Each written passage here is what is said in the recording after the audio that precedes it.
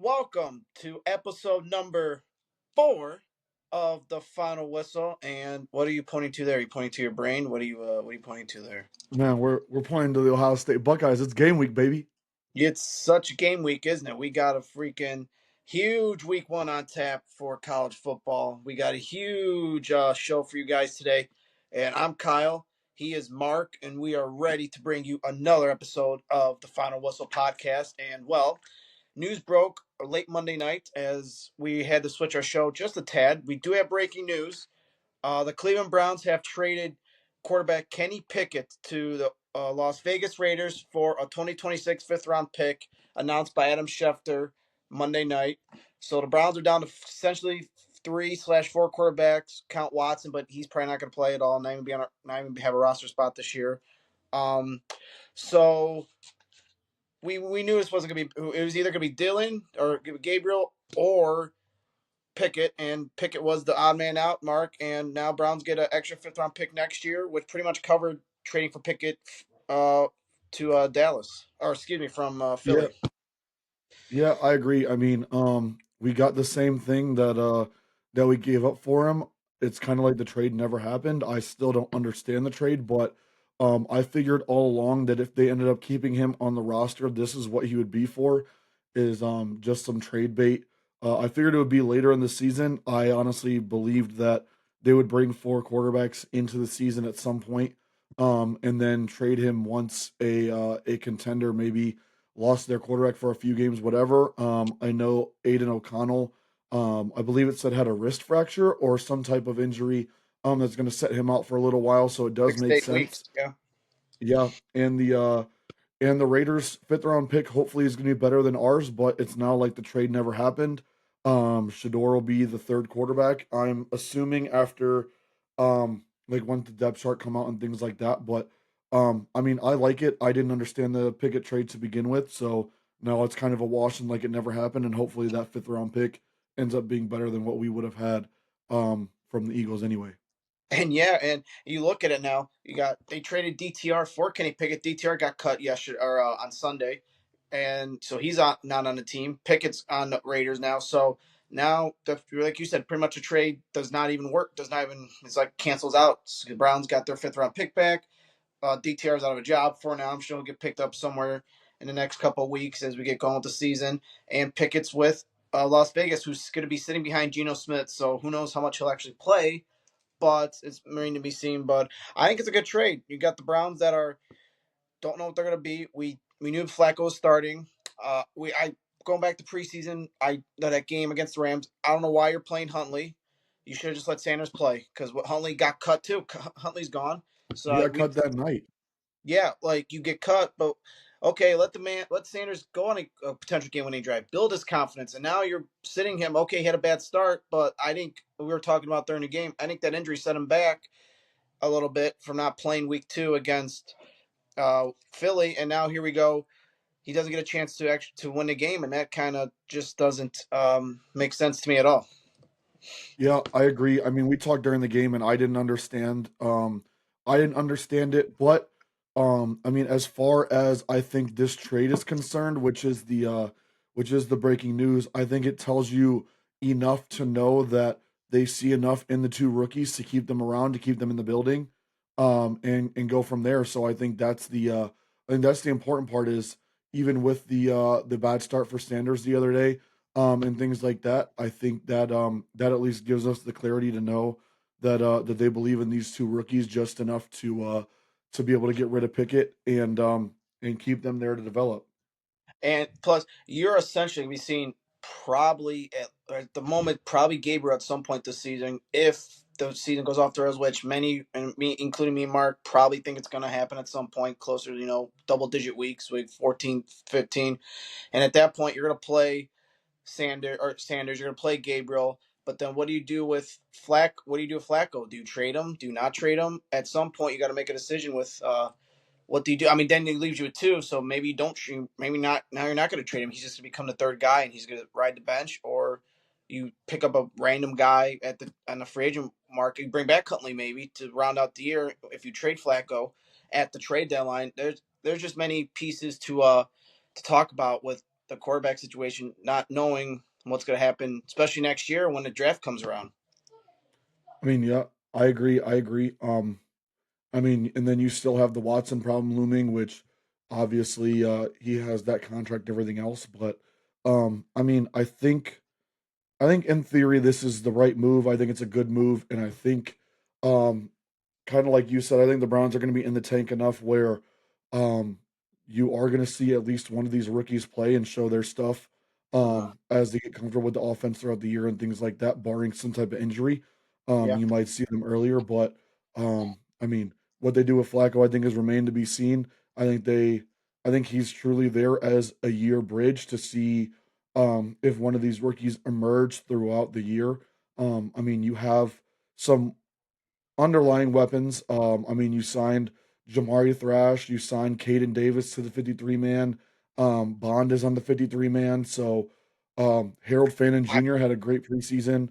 So I mean, I you're would have looking asked for at Jacoby Myers, if I'm being honest, see what the price would have been for I him. would have too. I would have tried to get something because I mean, other than I mean, this trade kind of shows, I guess, that the Raiders want to try to win this year. Probably because they're afraid of losing Max Crosby, um, or him requesting a trade yet again.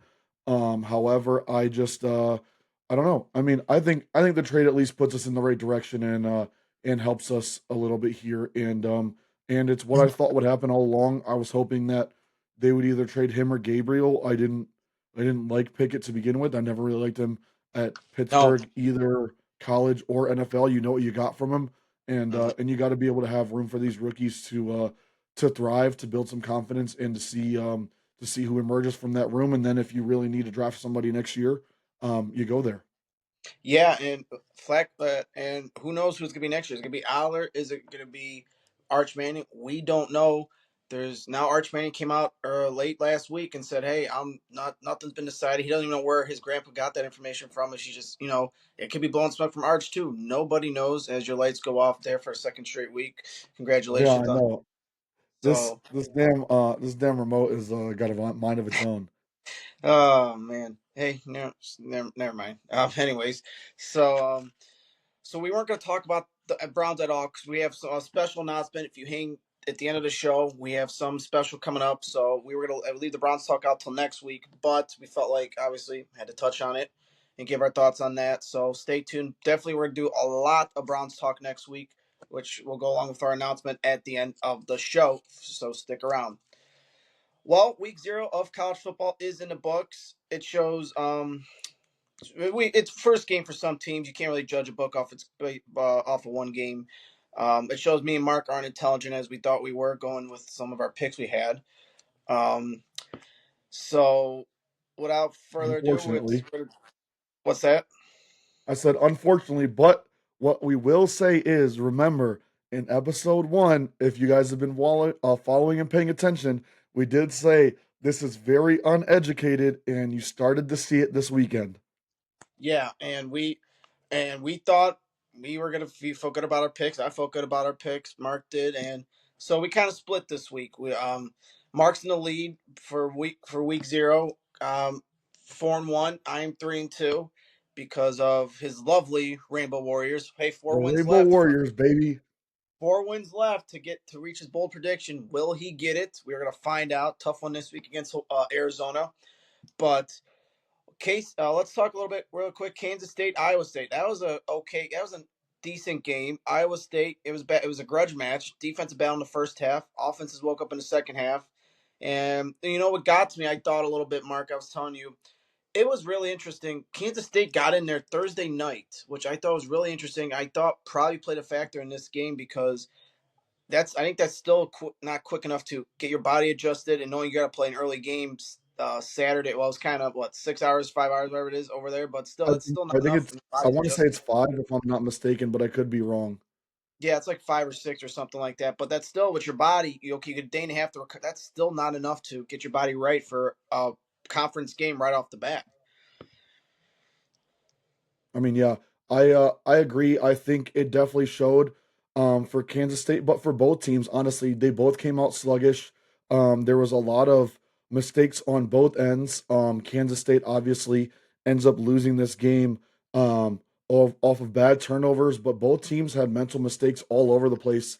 I don't know if it was playing overseas or what, but I mean, while it was a good game to watch as a viewer, it was a close game. From a football standpoint, it was a very sloppy game, and one team just ended up being a lot more sloppy than the other. Iowa State pulls it out, even though Kansas State made a late surge. I Right. thought Kansas State was gonna pull it out somehow, some way, and they didn't end up doing it. But kudos to Iowa State. It's like you said in the beginning of the year, when it came to the predictions, they're a gritty, grungy team, and they find a way to win, and they push you to the brink. Yeah, and it was very interesting because it started off, it was a slop, and Kansas Iowa State got to start or scoring going, say that 5 times fast, when a touchdown, 23-yard touchdown pass, and they couldn't run the ball in the first or throw the ball in the first quarter. It was all run, run, run. And I told Yeah, Mark, if they couldn't run the ball or throw the ball, it was going to be a bad game for them, but they settled in. And a lot of people are talking about Iowa State. We're not really talking about Iowa State, but I that's on me. I completely forgot that they actually played Arizona State in the Big 12 title game last year. But yeah. thinking, okay, well, they take a step back. Well, Arizona State, Kansas State. I still think this could probably be a rematch in the Big 12 title game, but Kansas State looked slow, and I don't know what it was, but Iowa State looked, they were the better team, and they do win by a score of 24-21. Still a good game, good conference win. As you know, it's a long way to go. It was week 0. We do move on to week 1 this week. Can't judge a book, like I said, by its cover. It's You're going to get to know a lot more about these teams as we go on throughout the weeks ahead. Yeah, so we can move on. What a interesting game. UNLV barely beats Idaho State. Dan Mullen's first game with the running Rebels. Almost lost an FCS team and came out on top. A lot interesting there. They played 2 quarterbacks. The one, Alex Orji, he got injured in that game. But he came back and pretty much scored the game-winning touchdown. And you can't read too much into it, knowing his first game. You got a lot of play movement with the coach leaving to go into Purdue, and they finally win 38-31 when which could be which is one of the tougher lower conferences in college football. Yeah, I agree. I think, in typical Dan Mullen fashion, UNLV has a lot to worry about when it comes to the defense. Mm-hmm. I mean, their offense was good, but which was to be expected. They played FCS Idaho State, which Idaho State in the FCS, you better watch out. We heard a lot about their coach and how successful he truly is, and has been as of late as well. They put in a good showing, but as a FBS team, you can't give up 31 points to an FCS school no matter what. No, They have a lot to work on defense. I thought their offense looked good. But yeah, there also is that thing where no team has really ever worked out with that two quarterback system. So you better find one soon. I know Orgy got hurt. I know he's not the passer that everybody wants him to be. no, Um, not even a and things Michigan. like that. But I mean, he has the athleticism and everything like that. So I don't know. UNLV's offense did look good, but you can't play in shootouts every week. And if FCS schools can score 31 points on you, imagine what happens when you start to play your FBS schedule. And they're still in there, and they're still in the conference with Boise. Boise, we haven't seen them yet. We'll see them this week. They're still in with Hawaii. I mean, we don't know what Hawaii is. Stanford's still on the men, still kind of a down team so far in the past couple of years. But and we don't know Orgy. When you know Orgy's in there, we saw that Michigan. He's a running quarterback. He can't throw. He's got Yeah, maybe 1 or 2 throws in him, but we know he's going to run the ball. So you can't rely he's on that. literally like Tim Tebow. Yeah, and we couldn't see the game, so we're just going off of the stats and videos because there's a weird Mountain West network wherever that's on. I'm sure we got it, but we probably don't know about it. But so we're just going off videos and stats, and we were kind of curious why he wasn't in the game, but we finally got hurt, came back. Orgy scored the game-winning touchdown, but I don't think he's going to be probably the backup as we move on if UNLV is somehow in contention for the conference Mountain West this year.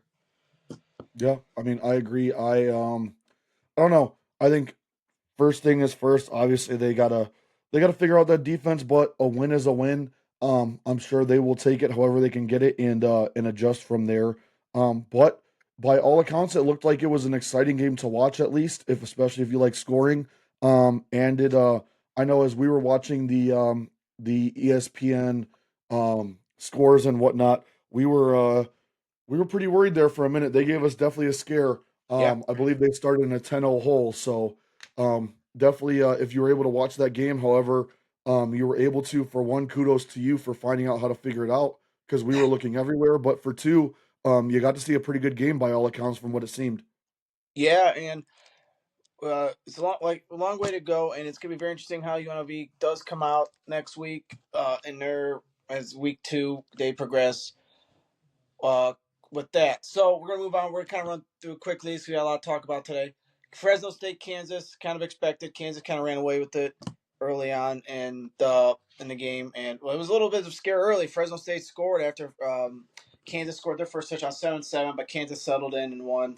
They move on. Not really much to talk about there. Sam Houston State and Western Kentucky went as advertised, as we talked about. Western Kentucky wasn't really a threat. It was a close game late, but West Kentucky pulled found 41-24. Wasn't too bad for West Kentucky. Now the game we disagreed on, and Mark was taking victory laps all day Sunday about it because of his pick. Hawaii defeats Stanford 23-20 on a game-winning field goal in the fourth quarter to seal it for the Rainbow Warriors. And Hawaii moves to 1-0 with the date Arizona this week. Mark, how are you feeling about that win and going 4-1 for the first week of college football? I mean, I would definitely take it. K-State definitely killed my vibe early, but shout out to that Hawaii quarterback, Ali Hado. That was a great game by him. Very gutsy performance, in my opinion, to stay in there against the Mhm. Stanford team that's much bigger than you, much more aggressive than you. Um, Also, Frank Reich, what are you doing? Why, like, this goes to show, why are you bringing a quarterback out of retirement and starting him? That quarterback made really bad decisions late. That interception was inexcusable Mhm. on that screenplay. Like, why Yeah. are you throwing that? Great play by the safety nonetheless, but inexcusable. They really blew it at the end because if you're Frank Reich, why are you not just handing the ball to Ford? That Ford kid, we talked about it during the game as the game was going on. He seems to be the truth. Stanford's line was having their way in the run game. I mean, I don't know their exact averages, but it seemed like they were averaging at least 3 to 5 yards a pop every run. Um, every time Stanford's best offensive player, which was Ford, and Hawaii's best defensive player, that safety, um, every time they met, Stanford mano a mano got the best of them, and I just didn't understand why they went away from the run game so late. I know that they have really good tight ends, but at the same time, like, you're bigger than them, you're stronger than them, and you were having your way, and you went away from your bread and butter, and ended up being in trouble, and then you let a guy on one leg beat you. But that freshman quarterback from Hawaii, he seems to be everything they hyped up to be. In game one, he ran the veer and shoot really well. He made fast, decisive decisions.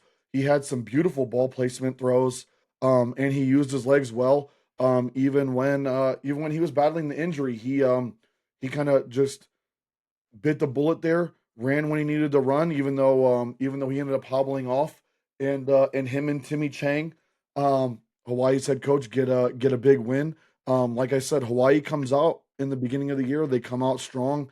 They want to prove something. This year they have a more veteran team, and that wide receiver transfer from Stanford came out and balled out. I believe his last name was Harris. He had an incredible game. He made some incredible catches, and he really helped his quarterback who was injured. I believe that kid ended up with over 100 yards. And again, that quarterback really showed up and showed out on a big stage in week 0. Yeah, and you got and Hawaii and like you said, Ford came out of nowhere. Could sneaky maybe player of the year in the ACC. Maybe there's a lot to discuss. I'm sure he'll be in the running if he keeps playing like the way he played on Saturday night against Hawaii. But what are you doing? You got no quarterback. You throw it, and the run was working the whole game. You throw it and you get intercepted. I don't understand it. Frank Wright, you're an NFL coach. You should know what you're doing on that. If something's working, don't change it. And it got him in Right. trouble. It got him in trouble, and Hawaii went down, kicked the last minute field goal. And let's talk about this kicker for a minute. A Japanese Yeah, no kicker, kidding. a No kidding. Japanese kicker learned how to play how to kick off of YouTube. Can you believe that? When they were talking about it on the game cast the other day, I was like, how, I mean, I guess it works out if you think about it, but at the same time, you're just like, wow, like I mean, it's I was definitely insane. mind Like blown. you can't say he doesn't got a good leg, especially if you can learn off of YouTube from Japan how to kick the ball and then Right. find your way in college. Now he is, um, I believe it's their punter who is 29, who is also ambidextrous, can kick with both feet. So both of Hawaii's kickers actually rather impressive. You've got a 29-year-old kicker that can kick with both feet, and you've got a guy. Now the one thing I will say about that kicker is it did start to get old when the broadcast would say it every time he entered the field. Mhm. I got tired of hearing that he learned how to kick from YouTube in Japan after about the 10th time they said it, because I felt like we understood that, so they could lay off of that a little bit. But kudos to him, shout out to him in a big moment where you're banking on YouTube skills and some practices to Yeah, kick a game winner. Not the easiest kick either. It wasn't like it was a 20-yard field goal. And they were on the hash. So not the easiest kick in the world. You're probably going to get one of the biggest wins in school history, at least in recent memory. Um, and again, you learned off of YouTube and you've been practicing, but nothing is like that real game. And he got iced by an NFL coach. So kudos to him. Shout out to him, and shout out to the Hawaii Rainbow Warriors on a big win and starting season 1-0. yeah, and his name is Kensia. I'm probably gonna butcher it, so it's okay. Kensia Matsuzawa, who kicked the game-winning field goal against Stanford to win it when learning it off YouTube. Hey, credit to the Rainbow Warriors. Mark, good pick. They move on to 1-0. Arizona this week for the Rainbow Warriors. The late game out west. Definitely, it's on TV. We'll be able to watch it. TNT, so we'll be able to see how that game does go.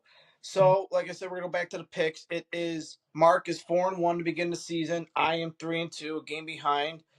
We have, I think, at least one pick. We're probably gonna go different on. Maybe two. It's very Depends how we possible. go. So we will talk about those picks in a little bit when we get there. I know Mark's chomping at the bit to get there, get to those picks. We've been talking about it for a couple days now, and he's ready for these picks. He's ready to get going with that. But we got some time. We're gonna talk some fantasy. As we know, we got some fantasy coming up this week. Mark already had one of his drafts. I got all my four coming up this weekend, Labor Day weekend. So we're gonna start with something I find very interesting. As I've been talking to a couple people in some of my leagues, and maybe agree with them. I'm kind of shocked by this, but running backs are. I think running backs are at a premium this year. They Yeah. could go a lot could go in the first round with Jahmyr Gibbs, Barkley, Bijan Robinson, and some of the drafts have Barkley falling to 405, 4 or 5, and I think that's kind of interesting. Doing some mock drafts and talking to some people who are picking ahead of me in some drafts. Yeah, I definitely agree. I think when it comes to that, I know a lot of the thought process for people is that can he replicate last year again? It was kind of an odd year for him where he was able to stay healthy. I mean, that line of Philly didn't really change. They're a good line. They're always going to be a good line. I think it's more about can he produce the way he produced last year. He does have the Madden curse on him. We'll see if he can beat that one. But I do agree with the running back situation. I think not only are they at a premium, but offenses just don't really feature running backs as much anymore. And there's not a lot of elite running backs that are for sure locks over some of these receivers that I mean, receivers are in boatloads right now. You can pick up somebody's fourth best receiver and he could be a league winner right now. I think when it comes to running backs, you're really looking at Gibbs, Robinson. You're hoping McCaffrey has a bounce back year as long as he can stay healthy. Um, I mean, I don't love the Jets running back situation. I don't love the No, Titans running back situation. We'll see if Derrick Henry can put now, in another good year. He's up there, but now when is he you're going to fall off the cliff? now you're thinking of when you're going back to the running back situation. What does San Fran do now? They just traded for Brian Robinson this past week with to add CMC, which I it's a great move for I San Fran. You love got that. Yeah. CMC. Well, we hope he doesn't get hurt, but if he somehow gets hurt, has to sit out. Brian Robinson is he's a good addition. We hope the Browns would have taking a stab at him and threw out what we could have traded for him. Maybe we could have traded him Pickett, but obviously that didn't happen. So now we move on. Browns still don't know the running back situation. Judkins, don't we still don't know about him. It's Ford and Pierre Strong and Sampson, which they Yeah. Sampson didn't looked okay. Pierre Strong looked a little more better than what we thought he was going to be. But yeah, when you go back to the Henry point, what does Henry do? I've been thinking about taking him, but at the same time, I got Barkley sitting there at my 4-1 draft. I have Barkley in another draft that me and you were in. He's already gone, so Yeah. and I know at least another draft I'm in. He's gonna be gone because of where I'm picking, but I don't. It's interesting. I saw a good thing the other day. It's three of his linemen from last year. Barkley's O line are gone, so it's gonna be interesting with a new line, especially with him and Hurts. It's right back to the premium because after like your the third or fourth round, you're looking for running backs, which wide receivers have a plethora of them. You're gonna, like you said, you get the third or fourth running back, and they're still gonna put up points, or even if they're on a team like okay, what do you call it? Jacksonville. You got Brian Thomas, you got Travis Hunter now, who we don't know. He's hurt. Don't know how much he's gonna play to start the year, but there's still a good amount of running backs that you don't know, or wide receivers that are diamonds in the rough. Yeah. I mean, yeah. Like you said, there's guys that haven't even played for 2 years that could potentially be league winners because of things moving around. Running backs are definitely the spot that you want to that you tend to want to do first because if you don't get one of those starting running backs and you don't get them early, you're basically praying about injuries and praying to run two running back systems. And now you're seeing a lot of these quarterbacks with the birth of the tush push and things like that, they're sniping running back touchdowns. So you got to be careful with that as well. And I think that's part of Barkley's problem also is that Hurts tends to snipe his touchdowns away once they get inside those 2 or 3 yards. 9 times out of 10, he's going to get a tush push touchdown or two. And what does that do to Barkley's? What does that do to Barkley's ceiling? You never know. Yeah, Again, I know a lot of teams are doing two running back systems, but it never really works out well. So it's really hard to pick. So you kind of have those 4 to 5 dominant top tier running backs, and then after that, you're kind of just picking and praying. yeah, you're picking and praying because you got to have depth when it comes to the running backs because you don't know someone gets hurt and you got to think okay, so you're like for this instance, Christopher McCaffrey. Okay, he's going to go in the top at least 3 rounds. There's no way he's going to pass the third round. If he falls, probably not even two. And then you got Brian Robinson sitting there. Who do you probably take Brian Robinson, but do you stash him? But do you also in the back of your mind is it a waste of pick? Like and then you take him, you sit him on the bench, and then he scores, and it's like you need that asserted number one guy because you don't. It's hard with a two running backs like so with the Jets, Braylon Allen and Brees Hall. Brees Hall was in talks of maybe getting traded. He could still be. We don't know where the Jets go, but it's just I think it's tough when you don't have a certified number one guy when you do pick because you're kind of second guessing yourself each and every week, which and ultimately at the end costs you fantasy matchups. And not to mention, a lot of these teams have running backs that can come in, and if it's a certain type of game where maybe you have to throw to get back into it, you're looking at a running back too. Like for instance, Baltimore. A lot of times they bring in Justice Hill when they need to get back into a game, and he plays the whole second half because they're trying to pass the ball Right. and get back into it. So you have situations like that as well. So I mean, basically when you're looking at running backs, you essentially have to be on or find a running back that has a team that you know for sure is going to be in almost every game enough to run the ball outside of your couple blunders and they're willing to stick to the program enough to have him work and go. So I mean, like I said, there's really only five or six surefire running backs, and then you're praying. And then even with those guys, you only have a couple of year window because their backups. For instance, you spoke about the Jets. Their backup end up starting to steal carries, starting to have good camps. They're getting better. All off season, it's been that Braylon Allen is stealing more and more carries. He could steal a starting job because they like him and he's young. And it's happening all over the place. Yeah, And to go to the receivers a little bit, the receivers, they're, as I mentioned, they're plethora of receivers, and now these tight ends are pretty much receivers. They just call them tight ends for a different spot. But and you get a guy like a Kittle or a McBride in Arizona. You get and then you get like Dallas Goddard, who are going to get you points, but sometimes those are the tight ends are kind of like, okay. I mean, they're hit and miss. That's why the receivers are the best spot to draft, because you still got the one, the twos, and possibly the threes at some point too to draft. And you get these guys, and they're like, well, guy's gonna find a guy. Okay, for instance, Michael Penix in Atlanta. He's got Drake London and Mooney. Those guys are gonna get the ball with Kyle Pitts, but it just depends on the kind of game they're having. Like you said, now you add the running back in with the screens out of the backfield. Do they come out? How often they're throwing running backs? But you get a good wide receiver. I think that can help you carry like a Jamar Chase. You get him. He's probably going number one or number two in these drafts this year, and he's been number one target with the Bengals offense. He's probably going to get most of your points week in and week out. Yeah, I mean, and rightfully so. And touching on the tight ends, I think between tight ends and running backs, those are the two that are really few and far between. Um, Mm-hmm. like you pretty much have Kittle, you have Bowers, Bowers. but now he has Geno Smith and Kenny Pickett throwing to him. So how great is he really going to be?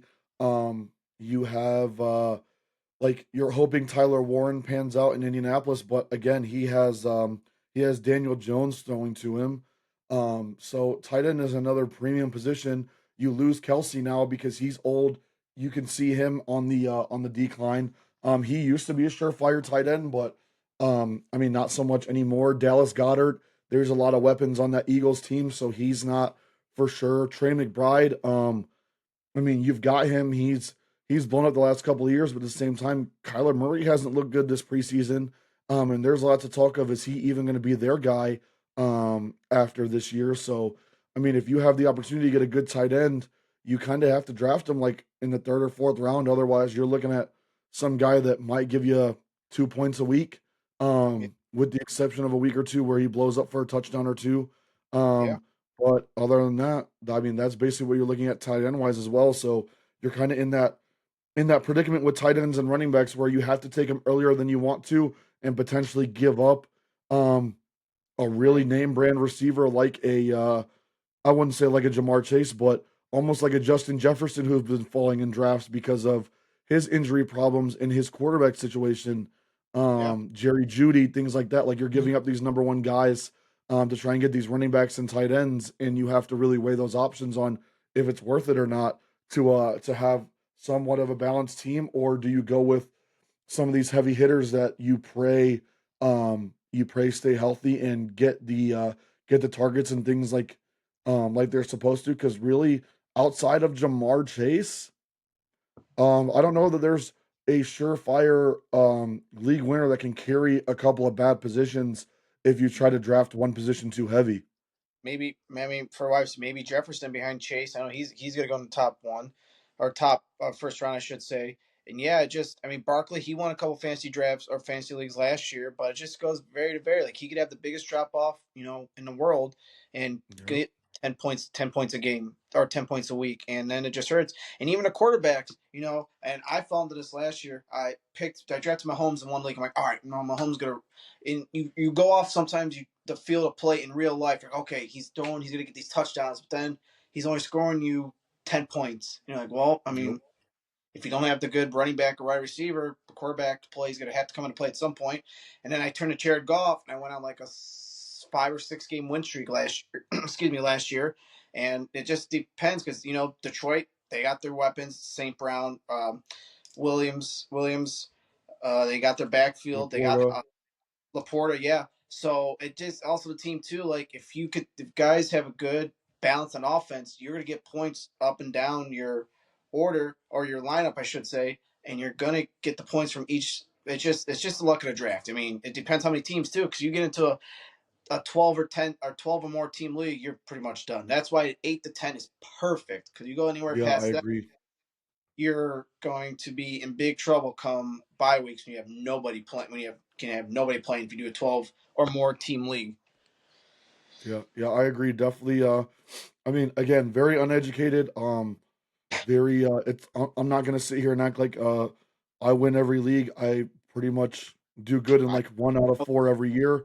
And end up throwing shit in the other ones and wishing I never did it. But at the same time, you do really want to stay within those 8 to 10 people so that you know that you'll at least have the opportunity for a decent team. But I mean, when it comes to fantasy, 9 times out of 10, it's going to make you angry. It's going to piss you off, and you just got to roll with the punches and try to have fun because Lord only knows all of us have bad luck, and we're just praying for these players to figure it out because Lord knows we can't. yeah, we definitely can, and that's why we always lose in fantasy. We just it's like donating money, so that's why we got to try to make it up somewhere else when it comes to the betting or doing other jobs or whatever. But so fantasy, good luck to all you guys in fantasy this week. I know it's a big week for fantasy with the league starting NFL starting next week, so we're looking forward to that, and I'm sure we'll be sharing our Yeah, fantasy definitely. fantasy wonders and why our teams suck as we get to overreacting in week 2. But that's for another show for another day. Folks, have you got that sweet tooth after having a nice evening dinner or have a birthday party or an event where you need a tasty cake and pastries even or to help be let's re-say that an event where you need a tasty cake and pastries, or even need a dessert catered for your next event? Well, we have you covered. Coming soon to Grafton, Ohio, it's Butter and Bloom Bakery, owned by a very good friend, Abby Cottingham, aka Abby Li, for those that don't know, who is living her lifelong dream of owning a bakery and a business, and getting all her delicious creations out to you for you all to try. It's Butter and Bloom Bakery, coming soon in Grafton, Ohio. You can also follow it on Facebook at Butter and Bloom Bakery 25 for updates on when the store will be opening. As sorry to kind of a little trouble getting through that. I apologize trying to read that fast. My mind speed went a little faster than the mouth, but we are as Abby is a great friend of mine. I went to school with her pretty much starting in elementary, graduated her in high school, so she's living her lifelong dream of becoming a baker, and well, she is a baker and now opening her own store. So we are very excited for her. I was talking to her the other day about this, and it should be opening hopefully towards Halloween, Octoberish around there. So we are very excited for her to get going with that. And don't forget, it's Butter and Bloom Bakery 25 on Facebook for all the updates on when the store will be opening and all delicious goodies you're going to see. I can't wait to try it. I know Mark can't wait to try some in the future. So, Abby, best of luck to you, and best of luck to you going forward. And I can't wait to get out there and try some delicious bakeries and hopefully maybe cater an event that we need dessert for in the very near future. So best of luck, Abby, and congratulations on your store. And can't wait to hear Yeah, all about this. yeah. Congrats to her. Congrats on the success. I'm sure. I'm not going to speak for her, but as far as I could understand, opening your own business can be scary, but that's a huge step. So congrats to her, and we're praying for her success. Yes, that's gonna be excited to see. As apologize for the little speech there. I was kind of running fast, and my mind was running faster than my mouth, so I apologize. But you guys get the idea. Butter and Bloom Bakery coming soon to Grafton, Ohio. So we are ready, and this is the big talk of the week 1 picks. And we are very excited to bring you week 1 picks. I know Mark's been clamoring about this for a little bit since we started the show. And we're going to start we're going to save the big game for last. So we're going to come back to that. We're going to start with the game Sunday night, Miami versus Notre Dame. Mark, who do you got and why? First things first, I want to say shout out to the NCAA. Shout out to these teams putting out a great week 1 schedule. It's not very often that you have as many big games, as many important games as we do here on this week 1 slate. Usually it's like maybe one or two. We're looking at, I mean, right off the bat, 5 games in a row, um, pretty much throughout the weekend that could Yeah, all be bangers. That we're all, what's it called? That we're all looking forward to. When it comes to the Sunday night game, it's gonna be a tough one. Miami has Carson Beck as a new quarterback. Notre Dame has a bunch of freshmen coming in. I do think I still like Notre Dame. Um, Really? in Oh, this one. I think I think although there's lots of new faces, I like Marcus Freeman as a head coach. I like the running game of Notre Dame. I think Jeremiah Love inserts his will, and one thing about Marcus Freeman is he's not afraid to run Jeremiah Love into the ground, um, and do exactly what Frank Reich didn't do in making sure that he doesn't go away from what's working. I've got Notre Dame in a close one. I think it's going to be a pretty sloppy game with all the new faces on both ends. But I like Notre Dame here. I like the run game, and I like Marcus Freeman, and I also don't really believe in Carson Beck as much as Miami does. I thought we agree only or disagree on one game. I think we're disagreeing on the second game. I like Miami in this one. I just think the quarterback play is going to come into effect at some point, especially if they could stop if Miami stops the running game with Love. It's going to force CJ Carr to throw. Lloyd, if you don't know, if you're a Michigan fan, Lloyd Carr's grandson, this is him. CJ Carr committed to Notre Dame over Michigan and a couple other schools, but if he's the first time starting, and if they stop the run, how can he? How does he face that adversity when he's got to make a game? He's got to make a throw to win, or at least get a field goal for a chance to win. I don't know if he can do it. We haven't seen it yet. I'm going with the experienced quarterback here. I like Carson Beck.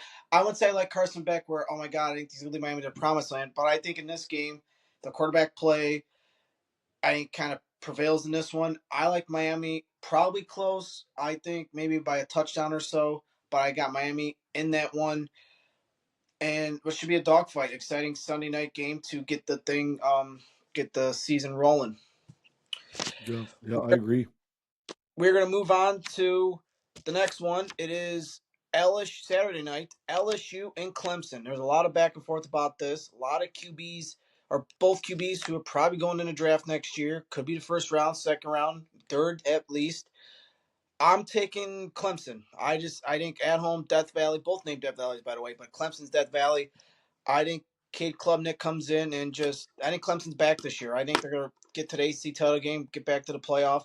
LSU, they got Garrett Nussmeier, but we talked about when we did our predictions, they still got Brian Kelly there, who always messes up a tight game down the road, and they lost to USC last year when they shouldn't have, and week one. So I think Clemson does. I think their defense is back. I think they get this game and start off back on the right foot to their march to the college football playoff.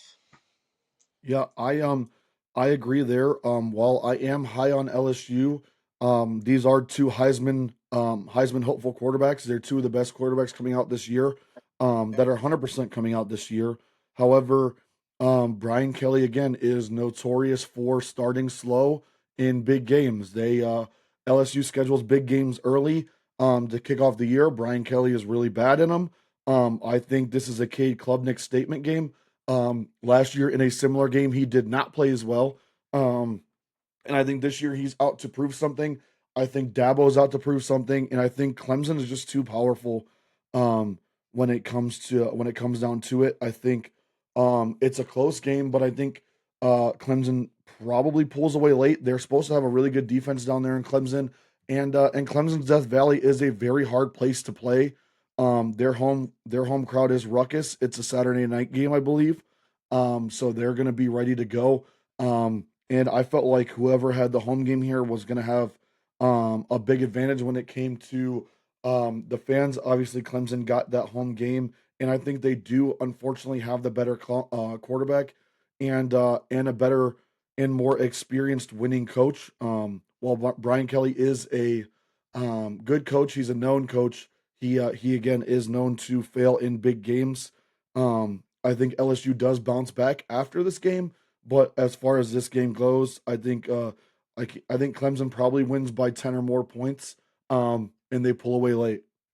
I don't I don't disagree there. I think Clemson will run away with this maybe at some point. It probably should be a fourth quarter game. They maybe win by a touchdown plus a field goal. Does that depends on LSU defense. They can keep it close. How long do they keep it close for? That's yet to be seen. I think Klubnik learns from last year, matures enough.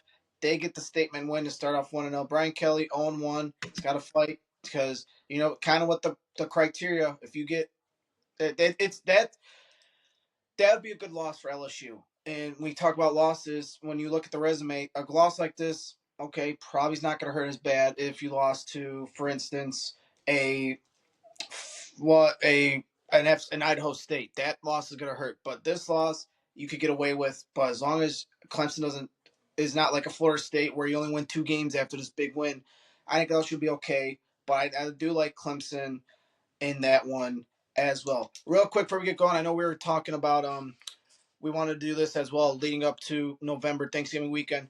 We're not going to talk about this in depth, but Michigan versus New Mexico. Michigan should roll in that one. We found out this past weekend Bryce Underwood is the starter. I don't see no problems in that one, Mark. I think Michigan should hopefully comfortably win, knowing what they got week 2 and what is probably be a statement game there. Yeah, I agree. I think Michigan rolls easily. The one thing I am excited for is to see this new look offense, if it's truly going to be as new look as they say or not. Shout out to Bryce Underwood for winning that starting job. Obviously, we all expected him to being the $1 million man that he is, but Yep. I'm excited to see it. I talked to you earlier this week. It's scary when a kid is as talented as this kid seems to be and is. When he understands how talented he is and when he starts talking like he is. He said that they've never seen a freshman quarterback like him, and I'm excited to see how he starts the week or starts the year this year. Again, they're not starting with the powerhouse team by any means, but I'm excited to see what he's got and how he looks. Yeah, in week 2 they or last year in week 1 they faced Fresno State, where took them down to the wire pretty much. So, and I think it's gonna be crucial to get those guys out of there, get reps, but also get them out of there because they go to Norman week 2, and that's gonna be a good sign how both teams for out there. So we think we're not gonna really, like I said, not deep dive into that because it's not really a game we're deep diving into. Michigan should roll, hopefully. If not, I think there's more going to be bigger questions come next week, but we don't see that being a factor. We're going to move on to Alabama versus FSU. Bama's ranked 8th, FSU non-ranked from last year. This is an interesting game, I think. Bama's out there starting running back because of a dislocated shoulder. He's gonna be out at least till the Georgia game. So I don't know, Mark. Who are you taking? I think I probably know where you're going with, but who are you taking and why? I've been honestly back and forth on this game all week. I think this is a closer game than a lot of people will think.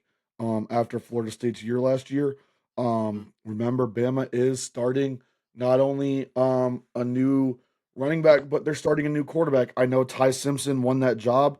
He's been waiting in the wings. He is a former 5-star recruit, but I mean at the end of the day, your first start is your first start, and you have high expectations coming to Bama. There's no more Saban guys left. I think Florida State comes out firing. They have something to prove this year that they can be a contender in their conference, and I think it is a close game. I do think Bama is powerful enough with the recruits that they do have, and the type of kids that want to play at Bama still that they do edge this one out. But I think it is a fourth quarter game, and I think it's going to be a lot closer than what people expect it to be based off of how Florida State performed last year and how down people are on them. But again, I also think that this is going to be a gut check for DeBoer's guys and DeBoer as a coach. It's all his recruits, all his transfers, and I think it's going to be a big showing on whether or not he can live up to even somewhat of what Bama is used to being supposed to be when it comes to recruiting and winning games. Yeah, honest with you, I'm the same with you. I've been going back and forth.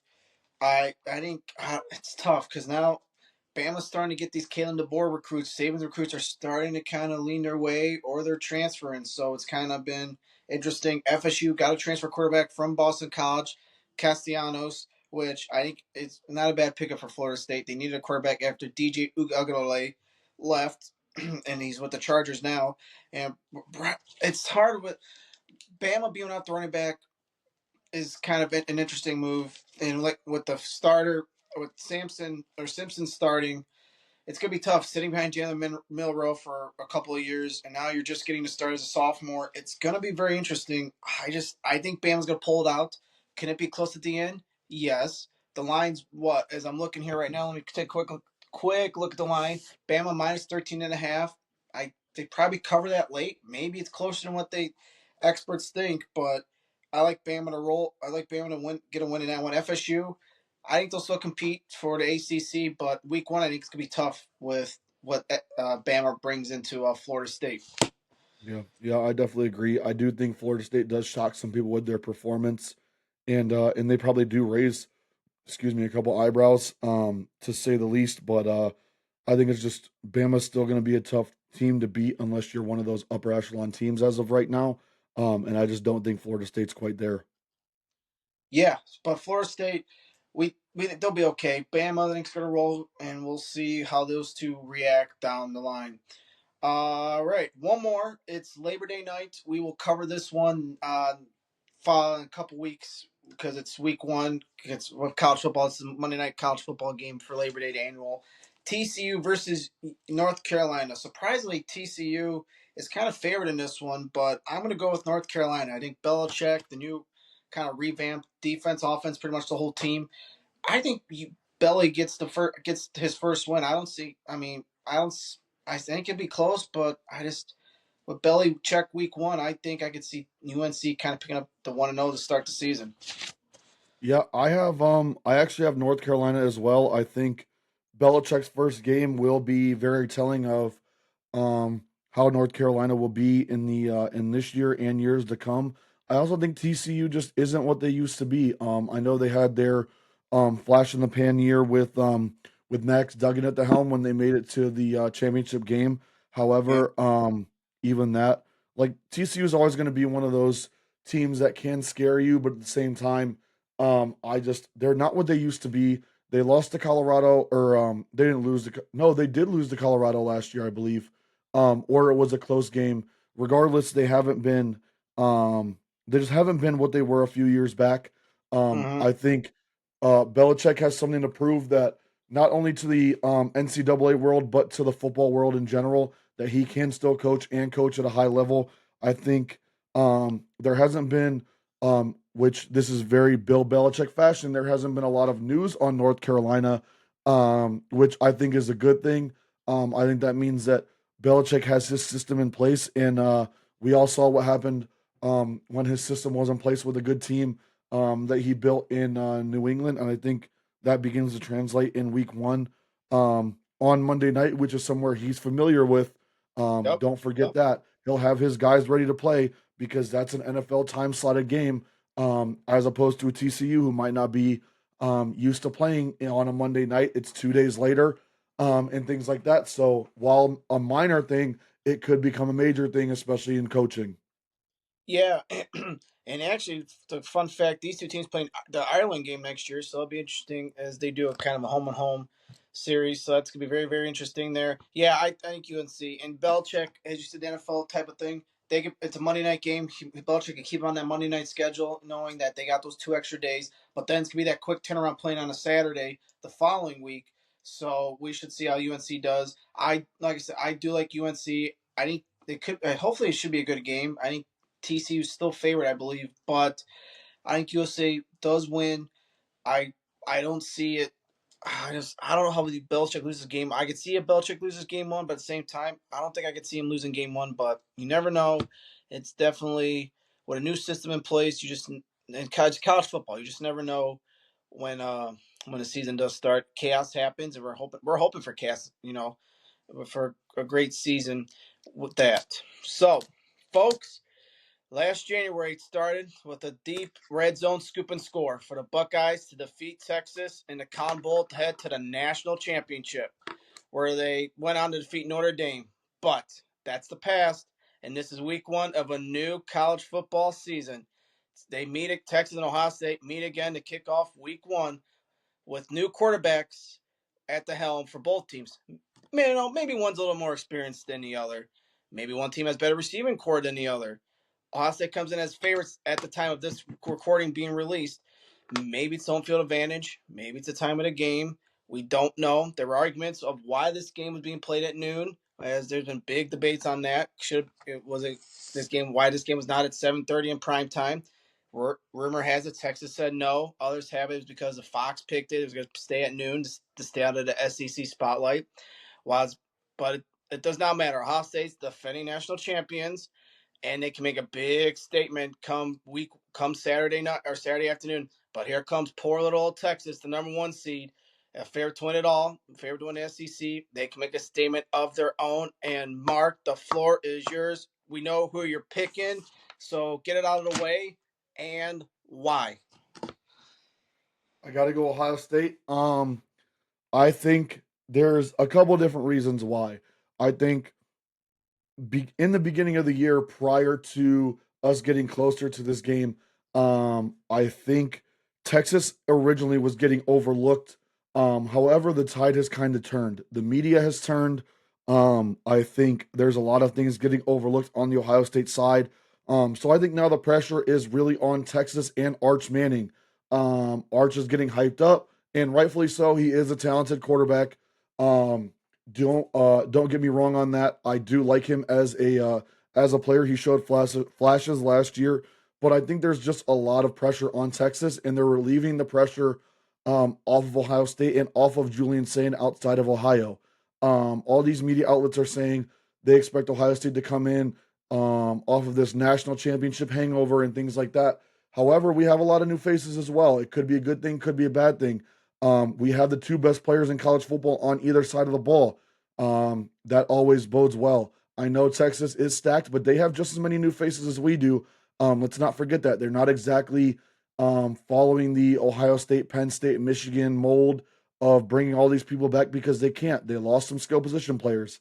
Their defense is going to be good, but um, can they hold up in the secondary? I know that they have Mohammed in the secondary. I know they have another good player in the secondary. However, it's never going to be easy covering all these receivers. I think Ohio State's O line is going to surprise some people. I think Ohio State wins a very close game.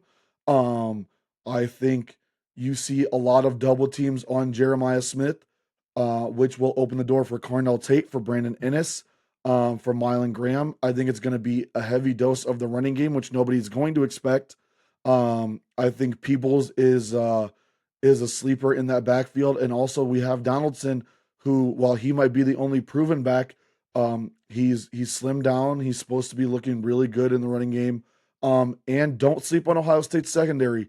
There's a lot of talent in that secondary outside of Caleb Downs. You have Jermaine Matthews, who played good last year. You have the Rushmen. While they all are supposedly new faces, I know it's not Jack Sawyer and JT, but there is a lot of experience there. There is a lot of movement there in Kenyatta Jackson and Caden Curry. And there's been a lot of talk in the media that don't sleep on our guys. Ohio State hears the noise, they hear the talk, and they're not a team that has down years. They reload and they re-up on a bunch of these guys, and you don't really want to sleep on a team like that, especially when they know what they're up against and they know who they are. So I got Ohio State winning a close game. Um, I don't think either team really pulls away with this. It could go either way, but I'm going with the Buckeyes, and I think Julian Sand looks better and looks better than people think. And I think I'm not going to say he lives up to expectations, but he shows why he won the job and why any quarterback at Ohio State this year would succeed with what weapons they have to throw to and work with. So that was the homer pick presented to you by Mark. He's taking Ohio State, Oh and wait, it's all in good fun. As I've been unbiased this whole podcast with Ohio State, Mark, as you know, I haven't I been agree. I agree. biased. I'm going with Texas. I just think the quarterback play, Arch Manning has had meaningful snaps, especially when Quinn Ewers was with Texas and he was hurt. Ewers came or Manning came into the Georgia game when Ewers was hurt. I think led a touchdown drive or came very close to it. I think that's going to come into play. Now, can Ohio State make up for it with the receivers? Yes, they got Jeremiah Smith, and I will. And the only thing that I think scares me about Texas is Michigan last year gave every team a blueprint. Every team of Michigan a blueprint to win, and look what happened. No one they it was hard for them to follow, and they got in, and no one followed that blueprint, and Ohio State ultimately won the title this year or last year. So I think Texas learns from that. I think they come out and it's gonna be close. I think it's gonna be a close game the whole 4 quarters. I'll be shocked if it's not one way or the other. But I think Texas week one, we don't know. We're just going off week one. Like I said, it's overreaction. Everyone's gonna freak out about week one. I like Texas close. I'm gonna go 24-21 type game. I think it's gonna be close. It's gonna come down to maybe the last drive towards the end of the fourth quarter. Who comes out on top? Probably. I'm gonna go with Texas. With that being said, when it's all said and done. Don't So sleep on how hard it is to play in the shoe. That's the other yeah, thing is SEC fans and SEC teams continue to talk crazy about how hard or lack thereof it is to play in the shoe, and a lot of people found out last year, including Tennessee and some other SEC teams. The shoe will be ready and it will be rocking, and I do believe that Texas did say no to playing that night game because they saw what Tennessee ran into with that crowd and with the not, way it is. They're not, hoping to take it out a little bit. That's my personal opinion. Very not uneducated, but I think that's where it comes from. I do think Fox did have a little bit or a lot of a role to play in it, but I don't think Texas was overly willing to play in the shoe at night. But the shoe is not an easy place to play, and multiple teams last year, no matter what time they played, did experience that and admit that it is the hardest, if not one of the hardest, that they played in all year last year. Yeah, like I said, it's not been confirmed with what Mark was saying. We're just going off kind of what we've been reading and seeing. I just think I don't know. I think Texas goes in. I mean, look at they went into Michigan and played an afternoon game last week or last year, Texas. So yeah, I think Texas comes in, gets the win, and they improve to 1-0. So all right, we're gonna do our lock from our games we picked. Mark, give me a lock for the games we picked and why. It's definitely a tough one. The homer in me obviously wants to pick Ohio State, but I am not going to go that way. I truly think that game can go either way, and I would not be shocked if Texas won. Um, I think that my lock is going to go with Clemson over LSU. I think Brian Kelly somehow, some way finds his way to lose this game and get on the hot seat like he's so good at doing. I think Klubnik is the favorite quarterback in the NCAA. It's between them and Bama. I just think Clemson being at home and being as good as they are, and Brian Kelly's horrible coaching record in big games, I think he'll be on my side there. And I think I'm going to go with Clemson as my lock to win this game this week. I like that's not it's not a bad pick. Death Valley dark game. It's anything happens at night, especially when you're in Death Valley and Clemson.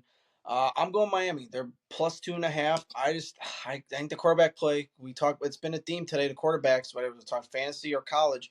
I think Carson Beck makes a play to win. We don't know what CJ Carr's got. And CJ Carr come out, throw lights out, and kind of surprise people as being the number 6 team in the country. But I'm going Miami with the +2.5 to win and get the W. So, with all that being said, we have some exciting news if you made it this far. Next week, we have our first special guest on the show. We're not going to name who it is. We're going to let you all kind of see it when the podcast comes out. We are very excited. We are going to be talking a lot of Browns next week. We're going to wrap up week 1. We're going to preview week 2 a little bit, and then we're going to talk a lot of Browns, and we're going to pick division winners for the NFL. We're kind of going to stagger the NFL talk a little bit. So next week we're going to do week 1 wrap up, week 2 preview with the special guest. He's going to come on and talk all of it with us. I can't talk today. I don't know what the hell's going on with me, but we're gonna do that. So we're excited. Lots of Browns talk though, and he promised. Actually saw this man over this last weekend. He told me there's some scoops. He hasn't told anybody that he's gonna give it to us and see what it is about. So we're very excited for that next week. So please, please, please can't come and chill out with us. It's gonna be very exciting. We do also have some other exciting news. We're in the works, but that's gonna hold off for a couple weeks until we make sure that's the route we are gonna go with. But so yes, if you made it this far, you know what the special announcement is. I will try to talk better next week for sure. Hopefully, probably not. I'll still be uneducated and can't talk. But Mark, week 4 wrapped up. What did you think? I think I think football is finally back in full swing. We got a little taste of it in week 0. We just wrapped up the NFL preseason. I'm excited for these big games. I'm excited to leave a mark in my couch from not getting up from about noon till Lord only knows what time. Um, I'm excited for it all, and football is among us. And the only thing I got to say is go Bucks. Hey, that first game kicks off Saturday, 12 o'clock.